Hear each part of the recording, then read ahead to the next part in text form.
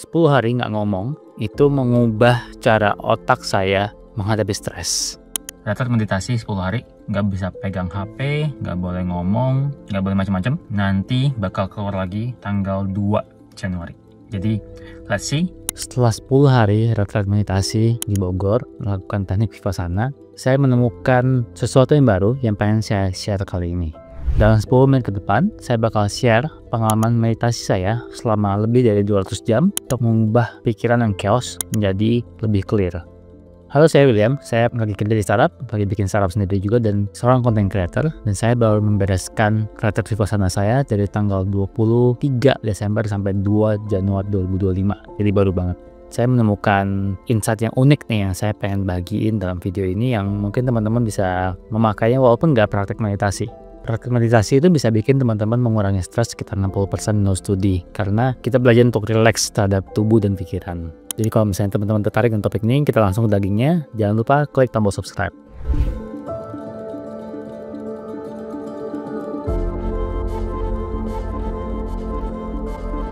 Di dunia yang terlalu terkoneksi ini, kita tuh terlalu terkoneksi dengan HP. Rata-rata orang megang HP itu sekitar mungkin screen time-nya 7 jam sampai 8 jam. Saya sendiri sekitar mungkin 6 sampai 7 jam karena kerjanya emang digital. Yang menariknya, semakin sering kita pakai HP kita, semakin sering kita burn out. Dan salah satu obatnya adalah nggak pegang HP terus-menerus. Kemudian kata orang tua zaman dulu kayak jangan pegang HP terus gitu. Tapi gimana caranya sih?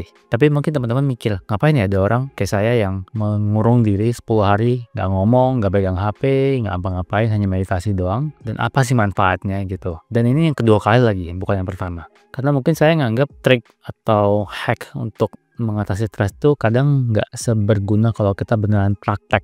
Jadi saya udah coba semua. Pengalaman saya membutuhkan saya untuk mencoba banyak hal kayak teknik productivity segala macam gitu. Tapi saya mungkin baru nemu satu tool ini, meditasi ini yang membantu saya manage stres. Kalau lagi saya benar-benar stres, saya butuh. Kadang kayak capek banget tuh butuhnya meditasi, dan kadang yang kita rasakan tuh kalau yang saya rasakan terutama yang kita butuhin itu bukan another hack, tapi benar-benar kayak kalau istilahnya dalam komputer tuh ada mode maintenance-nya gitu. Jangan mode kerja terus dihidupin terus, tapi ada mode maintenance-nya di mana kita berusaha self-reflective terhadap diri sendiri gitu. Teman-teman bisa pakai ini dalam ajaran agama masing-masing, tapi di dalam kasus ini yang saya ikutin tuh nggak berhubungan sama agama sama sekali sih. Karena meditasi yang saya ikutin ini pas saya ikut retretnya udah kedua kali, banyak orang-orang yang lintas agama. Jadi ada agama-agama lain yang ikut dan emang nggak ada patung atau apapun yang kita lakukan, selain cuma meditasi, dan itu berat banget, hanya meditasi doang, cuma diem doang gitu dan nggak boleh ngomong. Mungkin ada beberapa hal yang saya pengen klarifikasi. Yang pertama yaitu, emang meditasi itu apa sih? Kayak mengosongkan pikiran atau gimana gitu. Sebenarnya enggak. Jadi pikiran kita tuh nggak bisa dikosongin, karena emang namanya juga pikiran gitu. Tugasnya mikir. Cuman meditasi itu bukan berarti kita kabur dari realita, tapi kita menghadapi, memerhatikan realita dengan sebenar-benarnya. Artinya kalau misalnya kita lagi mikir sesuatu, kita bakal kayak, oh pikiran kita bakal naik, bakal turun, bakal ke sana, bakal ke sini, bakal ke masa lalu, bakal ke masa depan gitu. Maksudnya gimana, kayak kita kadang mikir kayak, oh dulu gue kok gini ya gitu. Oh harusnya gue gini. Itu udah masa lalu, masa depan tuh. Jadi kalau misalnya kita ngomong kayak di komputer gitu, kita tuh lagi defragmenting hard drive kita tuh. Jadi dibanding kita nambahin storage-nya penuh, kita lagi defragmenting nih, mana memori yang berfungsi, mana yang enggak gitu, mana yang jangan-jangan kita udah broken nih memorinya gitu.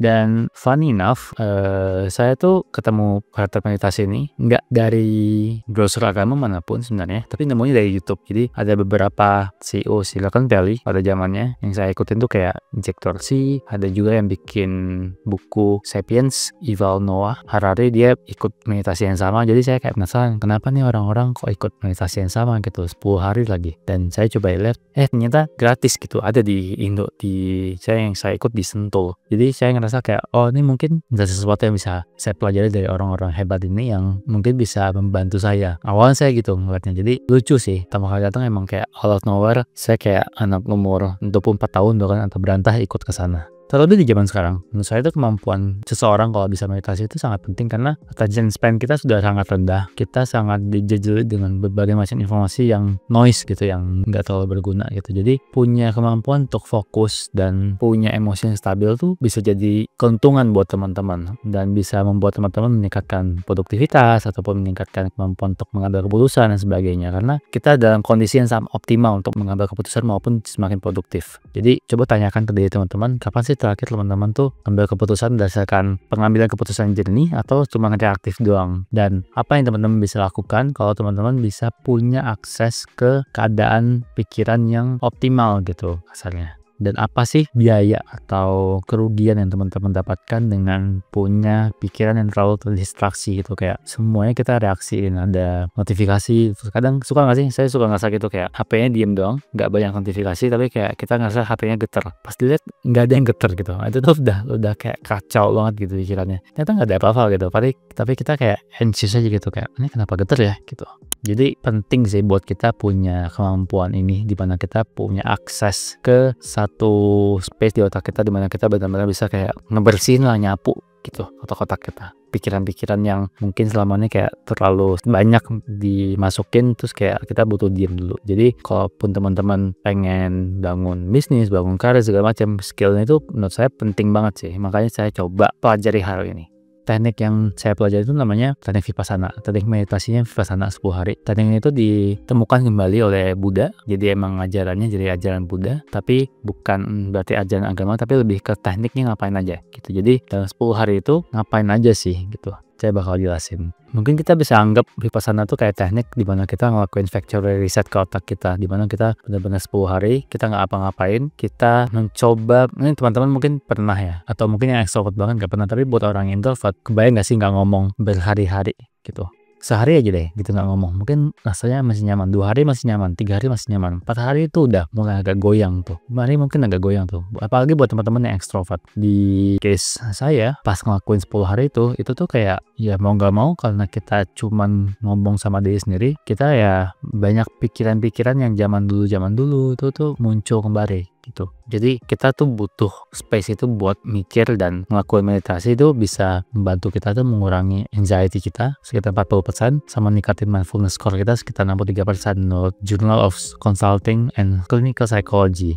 Jadi retretnya tuh dari 3 komponen gede sebenarnya. Yang pertama tuh noble silence.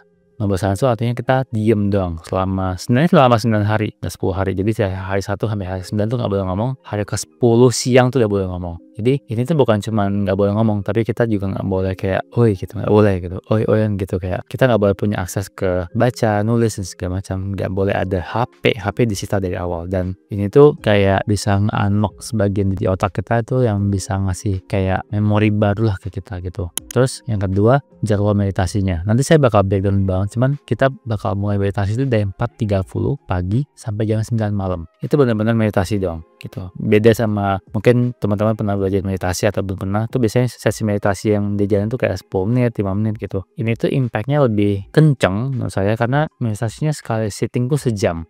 Komponen ketiga, di sini tuh 10 hari kita cuman kasarnya hidup dengan sangat-sangat sederhana. Jadi konsepnya adalah kita nggak boleh bayar. Kita nggak boleh bayar apapun di awal, di depan. Jadi teman-teman hanya boleh bayar setelah beres. Kenapa? Karena kalau misalnya teman-teman udah bayar di depan, itu kayak banyak tuntutan. Kayak, oh kok gini, kok kayak gini, kok kayak gitu. Jadi nggak bisa kayak gitu. Teman-teman bakal hidup dengan sangat basic. Jadi cuma dapat tempat tinggal, tidur biasa. Makan tuh cuman makan pagi dan makan siang. Malam tuh buat siswa baru pertama kali bakal dapat snack buah, tapi bukan makan berat. Buat siswa lama, kayak saya hitungannya siswa lama tuh nggak makan sama sekali. Saya biasanya cuma minum teh pahit doang. Makannya juga vegetarian, nggak ada daging sama sekali. Dan ini tuh kalau buat saya sih jadinya kita hidup dengan rutinitas yang sangat jelas gitu. Jam segini apa, jam segini apa, jam segini apa. Jadi pola hidup saya itu lebih teratur lah gitu dengan adanya environment yang minimalis ini gitu. Jadi kita nggak perlu mikir, oh jam segini saya bangun makan, meditasi terus makan, terus ini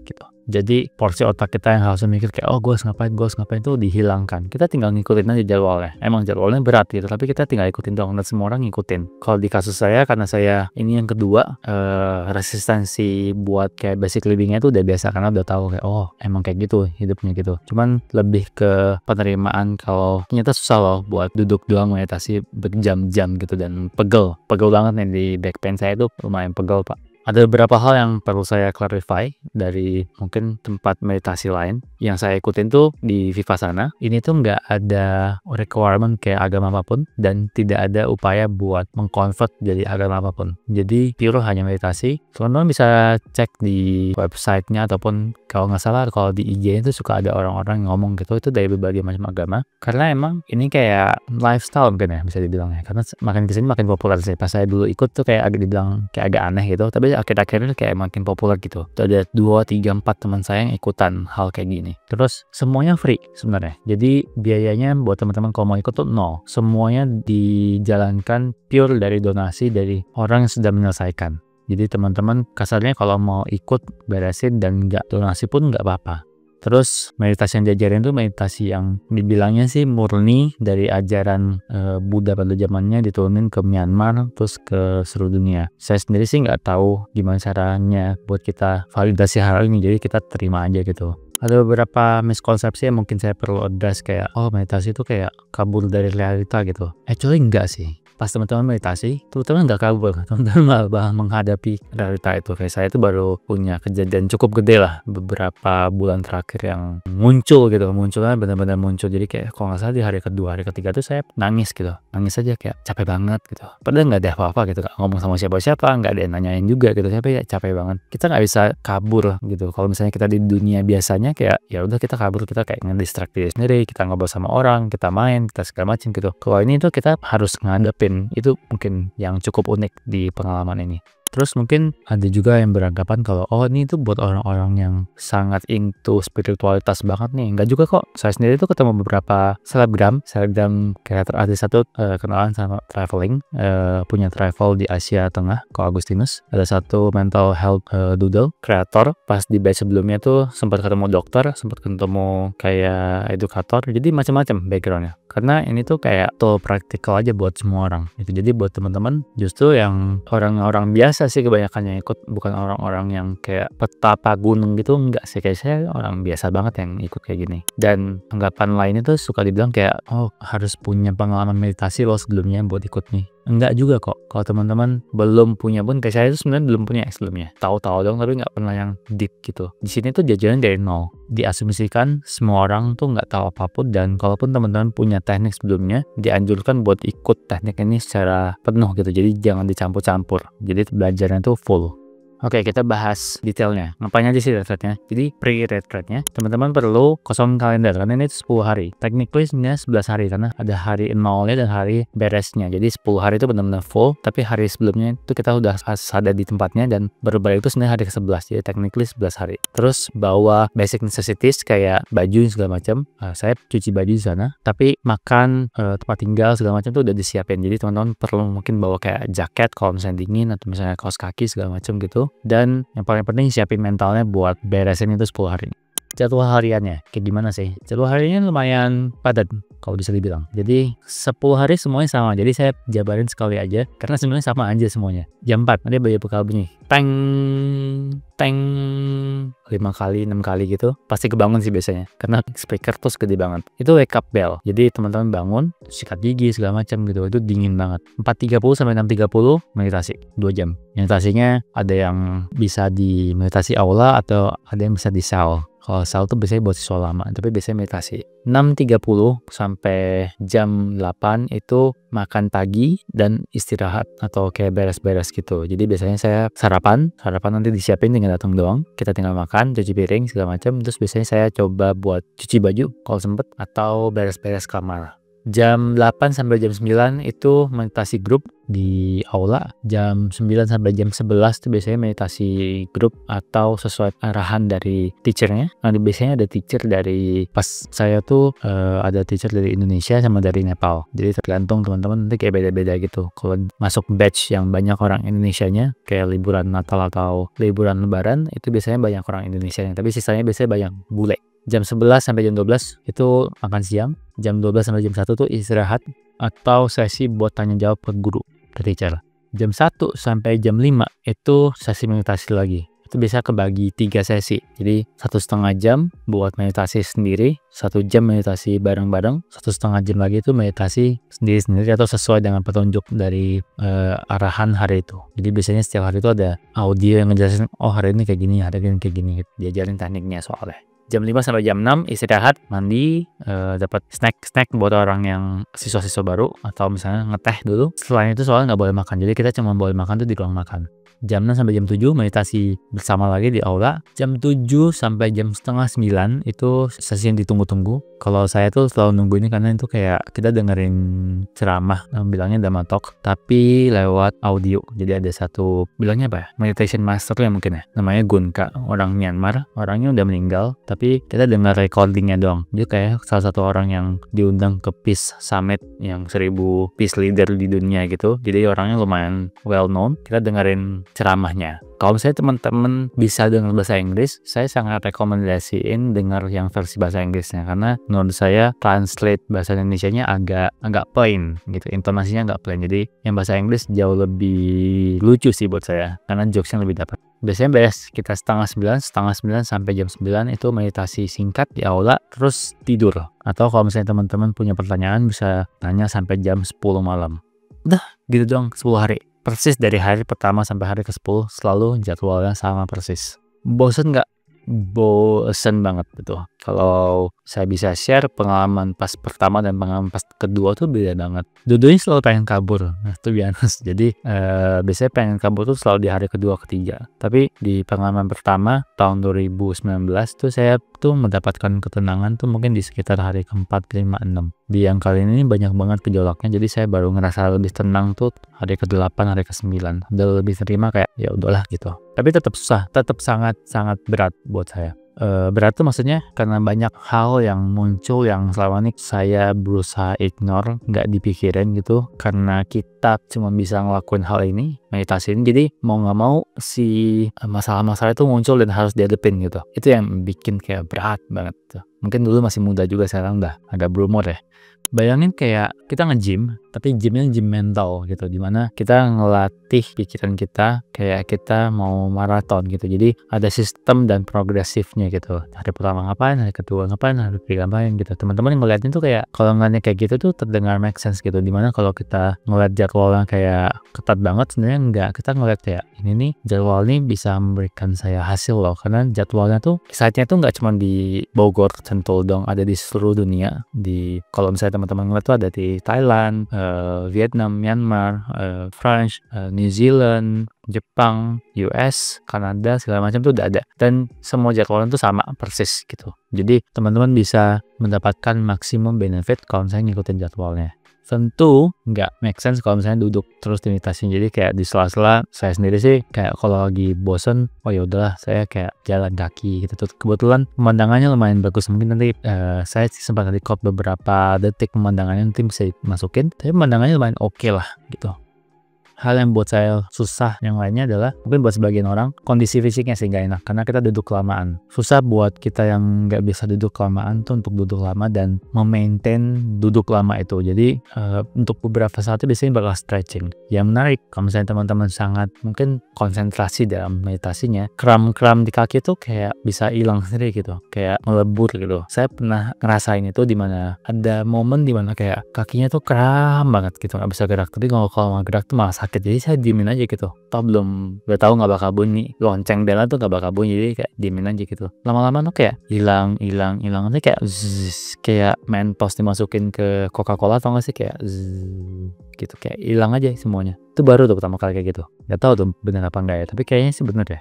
Terus kalau misalnya teman-teman udah ngelewatin 10 hari itu, biasanya bakal dikasih tahu kayak next-nya harus ngapain. Kayak hari ke-10 tuh sebenarnya teman-teman boleh ngobrol, itu kayak buffer buat teman-teman bisa bilangnya kayak kembali ke dunia nyata gitu, karena udah 9 hari nggak ngomong. Terus kayak biasanya dikasih akses ke HP, terus setelahnya kayak harus mencoba at least mempraktekkan lah meditasi itu gak cuman saat 10 hari doang, tapi setelahnya juga supaya lebih rutin kepake. Jadi buat teman-teman yang tertarik, apa sih manfaatnya kalau misalnya teman-teman mempraktekkan ini? Kalau dari saya pribadi, saya jadi punya tool buat apa yang harus saya lakuin kalau saya lagi ngerasa stres. Maksudnya kalau misalnya saya lagi ngerasa stres dan benar-benar butuh istirahat, tapi kadang teman-teman mungkin pernah nggak sih ngerasa kayak kita tuh pikirannya lagi banyak, capek, tapi tidur tuh nggak enak gitu. Otaknya tuh kayak nggak bisa berhenti mikir, muter terus gitu. Nah, buat saya meditasi itu lumayan ngebantu karena saya bisa duduk diam dan merhatiin otak saya tuh, diikutin aja gitu arahnya mau kemana, di observe aja. Dan itu tuh nanti dia bakal tau gak sih kayak kita ngelihat peliharaan kita tuh lagi ngelakuin kesalahan, atau kayak saya tuh suka ngeliat video-video anjing atau kucing gitu di TikTok. Terus kayak kalau peliharaannya ngelakuin kesalahan tuh mereka kayak tiba-tiba diem, terus dia kayak pura-pura nggak tahu, terus dia kabur. Nah, pikiran kita tuh kayak gitu. Kalau dia lagi overload, terus kita perhatiin aja, diem lah, kita perhatiin aja gitu. Tapi kita nggak ngejudge, kita nggak ngerasa pikirannya jelek atau pikirannya bagus gitu. Diemin aja, kita perhatiin aja. Nanti dia kayak bakal, loh kenapa banyak banget ya? Terus dia nanti turun sendiri, turun sendiri. Baru dia lebih enak tidurnya. Saya ngerasa tuh lumayan ngebantu sih. Kalau mungkin teman-teman yang susah istirahat ya, atau misalnya kalau lagi stres tuh susah banget berkonsentrasi. Menurut saya nggak punya akses ke tool ini, ke tool meditasi itu lumayan rugi sih. Karena terutama buat teman-teman yang kerja di digital ya, kalau nggak mungkin nggak terlalu berpengaruh. Tapi saya tuh kerja di digital dan setiap hari itu pegang HP, setiap hari depan laptop, setiap hari kita kayak terpapar dengan ini, dengan itu, dan segala macam gitu. Jadi kayak kalau kita nggak terlatih buat punya cut off sendiri, oh itu informasi tuh flooding itu masuk terus gitu. Terus kayak kebanyakan tuh noise yang bikin kita lama-lama pusing. Saya tuh ngerasa kayak gitu kayak udah lumayan lama, dan untungnya ketemu satu tool ini. Kalau enggak ya mungkin minum obat atau apa gitu yang bisa bikin saya istirahat, dan itu lumayan oke lah gitu. Kayak toolnya tuh teman-teman cuma perlu duduk doang gitu, nggak ada yang aneh-aneh kok, nggak perlu kita kayak harus ada syarat-syarat khusus atau ritual khusus gitu, cuman duduk doang gitu. Duduk dah, perhatiin aja pikirannya, ikutin aja tekniknya gitu. Dan itu tuh sangat-sangat accessible gitu buat orang-orang biasa lah gitu. Kita orang-orang biasa yang cuma perlu buat istirahat doang. Jadi bayangin 10 hari itu kayak panjang banget. Saya berusaha meng-convince orang-orang sekitar saya buat ikut, tapi kayaknya baru beberapa orang doang deh yang beneran mau, tapi belum ngelakuin juga gitu. Jadi menurut saya tuh kayak kita hidup misalnya kayak udah, kayak saya mau 30 tahun, 10 hari itu kayak cuma 0,000 sekian persen gitu. Dan itu potensi ROI-nya tuh tinggi banget gitu, dimana teman-teman bisa belajar banyak banget dalam 10 hari, dimana teman-teman dapat experience baru. Dan banyak yang bilang kalau ini tuh life changing. Life changing mungkin karena kita nggak pernah punya momen dimana kita benar-benar sama diri sendiri. Jadi teman-teman yang tertarik buat coba, silahkan. Nah, nanti aku bakal mungkin masukin linknya di deskripsi, teman-teman bisa cek. Tapi aku mau tekanin lagi, nih tuh bukan buat teman-teman jadi biksu atau apa gitu yang kayak udah gue nggak peduli dunia gitu, gue mau meditasi dong ke gunung. Enggak sih. Kalau saya ngelihatnya kayak lebih ke gimana caranya kita sebagai manusia normal pada umumnya hidup di zaman yang menurut saya terlalu cepat, buat sebagian terlalu cepat, terlalu stressful. Kita perlu punya tool supaya kita bisa lebih jelas otaknya nih arahnya mau kemana, dan lebih bisa mikir. Dan perlu tool yang gampang diakses gitu, bukan kayak obat atau misalnya bukan kayak terapi apa gitu, harus ke dokter ini dokter itu gitu. Not that I'm saying ke dokter itu kurang bagus atau gimana, tapi akan lebih baik kalau kita punya akses yang kita semua bisa lakukan dengan cepat gitu. Ya itu cuma meditasi dong, duduk diam gitu. Terutama mungkin punya cara lain untuk ngelakuin itu, is okay. Buat teman-teman yang tertarik bisa coba juga gitu. Ini kayak anggap aja kayak alternatif gitu. Kurang lebih itu pengalaman saya selama 10 hari meditasi di Vipassana Dhamma Java di Bogor, lebih arah ke Sentul. Semoga bermanfaat. Kalau misalnya teman-teman ada pertanyaan, let me know di kolom komen. Nanti aku bakal coba balas semuanya. Kalau misalnya suka dengan video kayak gini, subscribe. Sampai ketemu di video-video selanjutnya. Bye-bye.